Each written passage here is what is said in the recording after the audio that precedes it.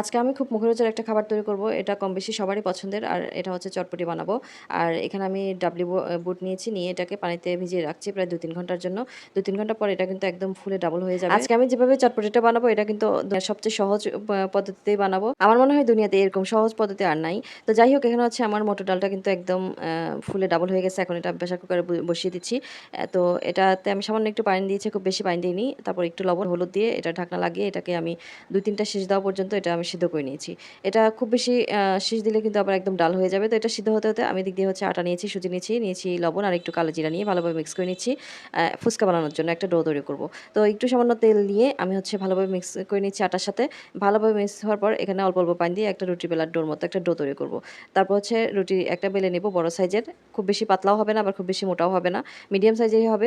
যেভাবে আমরা সাধারণত রুটি খাই সেরকমই একটা রুটি তৈরি করব। এখানে কিন্তু আমি বাসায় ফুচকাটা তৈরি করছি। আপনারা চাইলে কিন্তু বাজারে কেনা যে ফুচকাগুলো প্যাকেটে পাওয়া যায় সেগুলো ব্যবহার করতে পারেন। তবে আমার মনে হয় বাসায় বানানো ফুচকাগুলো বেশি হেলদি। এই কারণে বাসায় আমি বানিয়ে ফেলি।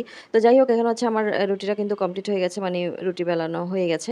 আর এখন হচ্ছে আমি এখানে গ্লাস দিয়ে ছোট, ছোট লেচির মতো কেটে নিচ্ছি। এখানে চাইলে কুকি কাটার দিয়েও কিন্তু এই লিচিগুলো কাটা যাবে। মানে এক সমান হওয়ার জন্য আরকি আমি এটা করছি। চাইলে আবার ঢাকনা দিয়েও কাটা যাবে। তো যাই হোক আমার কাছে গ্লাসটা সুবিধা মনে হলো এই কারণে আমি গ্লাস দিয়েই করেছি। স্টাইলিশ গ্লাস দিয়ে করলে কিন্তু বেশি সুবিধা। তো যাই হোক এখানে আমার সবগুলো হয়ে গেছে। এখন হচ্ছে এগুলো আমি ডুবো তেলে ভেজে নিব। আর ডুবো তেলে এগুলো ছাড়ার সাথে, সাথে কিন্তু ফুলে একদম দুম্মা, দুম্মা হয়ে যায়। মানে একদম ফুলে ফুটবলের মতো হয়ে যায়। তো এগুলোকে আমি এপুট, এপুট ভালোভাবে এটা তেলের মধ্যে ভেজে নিয়েছি। আর মচমচে হওয়ার পর এগুলো আমি নামিয়ে নিয়েছি। এই তো আমার হয়ে গেল ফুচকা একদম কমপ্লিট। খুবই সহজভাবে হয়ে গেছে। তো এদিক দিয়ে হচ্ছে আমি কিছু তেঁতুল পানিতে ভিজিয়ে রেখেছি। ভিজিয়ে হচ্ছে এটার কাত বের করে নিয়েছি। আর এখন হচ্ছে এদিক দিয়ে যে মটরটা আমি সিদ্ধ করে রেখেছিলাম প্রেসার কুকারে সেটাও কিন্তু সিদ্ধ হয়ে গেছে। এখন এটা নামিয়ে আমি হচ্ছে পরিবেশন করব। তো তার জন্য এখানে আমি হচ্ছে মটর ডালটা নিয়ে এখানে আমি কাঁচামরিচ নিয়েছি, তারপর হচ্ছে পেঁয়াজ কুচি নিয়েছি আলু সিদ্ধ, লবণ, তারপর হচ্ছে একটু করে চিনিও দিয়েছি ১ চামচ। তারপর রাঁধুনির প্যাকেট মসলা যেটা আছে ওখান থেকে ২ চামচ করে আমি হচ্ছে দিয়ে দিয়েছি। এখান থেকে মসলা খুব বেশি দেওয়া যাবে না কারণ এটা প্রচুর পরিমাণে ঝাল, বুঝে দিতে হবে। তারপর এখানে আমি শুকনো মরিচও দিয়ে দিব। শুকনো মরিচ দিয়ে ভালোভাবে আমি হচ্ছে এটা মিক্স করে নিয়েছি।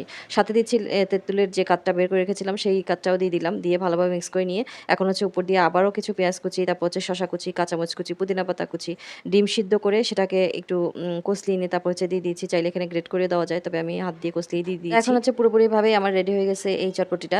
এটা কিন্তু সবচেয়ে সহজ পদ্ধতিতে এইভাবে করে আপনারাও বাসায় বানাতে পারেন রেডিমেড মসলা দিয়ে। খুবই মজা হয়। এখানে কিন্তু একদম কোনো রকম স্বাদের হেরফের হয় না। একদম পারফেক্ট হয়। এভাবে করে আপনার বাসায় একবার ট্রাই করবেন। দেখবেন অনেক মজা পাবেন। অনেক স্বাদ হয় এভাবে করে বানালে। তো আমি হচ্ছে চটপটিটা আমি সম্পূর্ণভাবে রেডি করে ফেলেছি। উপর দিয়ে আবার একটু ফুচকা যেটা তৈরি করে রেখেছিলাম সেটাও উপর দিয়ে একটু ভেঙে দিয়ে দিলাম। এতে করে আরো বেশি টেস্টি হয়। এভাবে কিন্তু খুব সহজে আর ঝটপট কিন্তু এভাবে আপনারাও বাসায় তৈরি করে ফেলতে পারেন। খুব লোভনীয় স্বাদের চটপটি। এই চটপটি কিন্তু সবার কম বেশি ছোট বড় সবারই পছন্দের। তো এভাবে করে বাসায় আপনারাও ট্রাই করতে পারেন। খুবই অল্প উপকরণে আর অল্প সময়ে কিন্তু এই লোভনীয় স্বাদের চটপটিটা বাসায় তৈরি করলে সবাই অনেক খুশি হবে। তো এভাবে করে একবার হলেও আপনার বাসায় ট্রাই করতে পারেন।